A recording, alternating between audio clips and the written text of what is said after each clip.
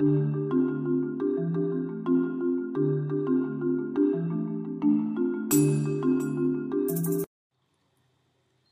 vais vous montrer comment j'utilise Evernote au quotidien. Alors, c'est vrai que tous les jours, au travers de son agrégateur ou de ses différentes escapades sur le net, on rencontre des choses intéressantes. Alors ici, par exemple, je suis sur un journal qui est Les Échos et je vois un article qui m'intéresse. Et cet article-là, je vais décider de le garder, de le conserver, de le photocopier, d'une certaine manière de le webocopier. Et donc, pour faire ça, donc j'enlève la pub déjà. Et ici, ben, ce que je vais faire, c'est que je vais sélectionner mon article. Je vais le sélectionner jusqu'à la fin de mon article. Et puis, je vais faire avec mon petit bookmarklet, tout ça, il faudra regarder dans le guide de prise en main comment on l'installe sur son navigateur. Eh bien, je vais faire Clip to Evernote. À ce moment-là, il va m'ouvrir une petite fenêtre. La première fois que je le fais, après l'ouverture de mon ordinateur, il me demandera peut-être de mettre mon petit mot de passe, parce que bien sûr j'ai une inscription sur Evernote. Et à ce moment-là, il va aller webocopier mon document et me le stocker en ligne, de façon à ce que maintenant il fasse partie de mon patrimoine d'information. Éventuellement, je lui associe un mot-clé, comme ici je l'ai associé Google, et hop, mon document est capturé, est mis en ligne et stocké avec mes autres documents que j'ai eu l'occasion déjà de webocopier. Même chose, je vais sur Le Monde, je trouve ici un autre article, bah justement sur Google, on parle beaucoup de Google aujourd'hui. Je vais éventuellement ouvrir cet article et puis sélectionner, comme je l'ai fait sur Les Échos, la totalité de ce qui m'intéresse dans l'article. Clip to Evernote, cette fois il me connaît, donc il me permet directement de faire ma copie sur mon site.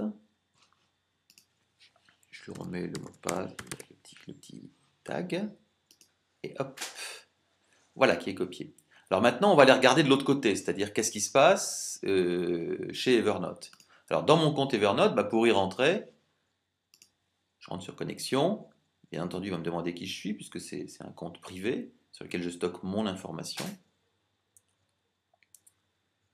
Et donc, le gros intérêt d'Evernote, c'est qu'il va me stocker de manière durable des choses qui n'étaient pas forcément durables. Parce que si j'avais pris sur les échos un favori sur l'article que j'avais repéré, peut-être que la semaine prochaine, cet article-là aurait été en archive et j'aurais dû le payer. Donc, je retrouve le premier article que j'avais récupéré sur les échos.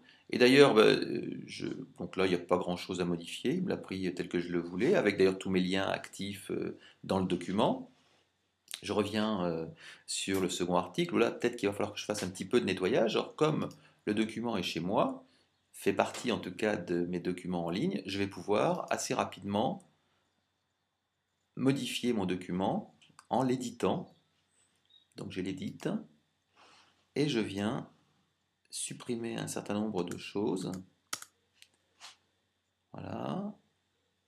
Supprimer tous ces liens-là qui ne servent pas à grand-chose dans cet article-là. Et voilà, mon document est maintenant beaucoup plus propre et je vais pouvoir l'enregistrer et fermer mon document. Donc ça, c'est quelque chose qui est déjà une chose intéressante, c'est que je récupère un document en ligne, je peux le modifier. Et une fois que je l'ai récupéré, je peux bien sûr, ce document-là, quand je l'ouvre, je peux tout à fait l'envoyer à quelqu'un parce que je trouve que ça peut l'intéresser. Donc je clique sur mon petit document et ensuite je vais pouvoir directement l'emailer, donc envoyer la note par email ou l'imprimer. Donc ça va être toutes les facettes en tout cas que je vais pouvoir avoir. Alors ce qu'on voit ici à gauche, c'est que j'ai un certain nombre de dossiers dans lesquels je viens ranger mes documents. Alors par défaut, moi je le mets dans un document, dans un dossier unique, et puis après je viens les retrier pour pouvoir les organiser. Et puis l'autre chose, alors là peut-être encore la plus importante, c'est ici le petit moteur de recherche sur la totalité de mes contenus, qui sont bien sûr stockés en ligne. Et bien si je mets par exemple Bruxelles, eh bien, je vais trouver tous les documents qui contiennent Bruxelles. Et ces documents-là ne sont pas que les documents texte qui contiennent Bruxelles. Par exemple, ici, moi, je mets systématiquement les cartes de visite qu'on me donne dans Evernote. Je les photographie avec mon téléphone, où il y a une application Evernote également.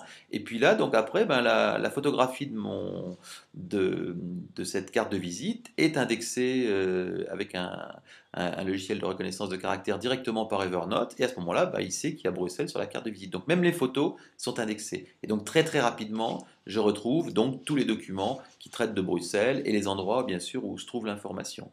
Alors donc le gros avantage, c'est qu'on stocke au fil de l'eau toute son information, on l'organise dans ces différents dossiers, et ensuite, on va pouvoir à la fois synchroniser ces données avec un logiciel qui nous est fourni par Evernote qu'on peut installer sur son ordinateur, sur son Mac ou sur son PC. Et ensuite, on peut aussi consulter cette information, voire éventuellement la stocker partiellement ou totalement sur son téléphone, quel que soit le type de téléphone que l'on a.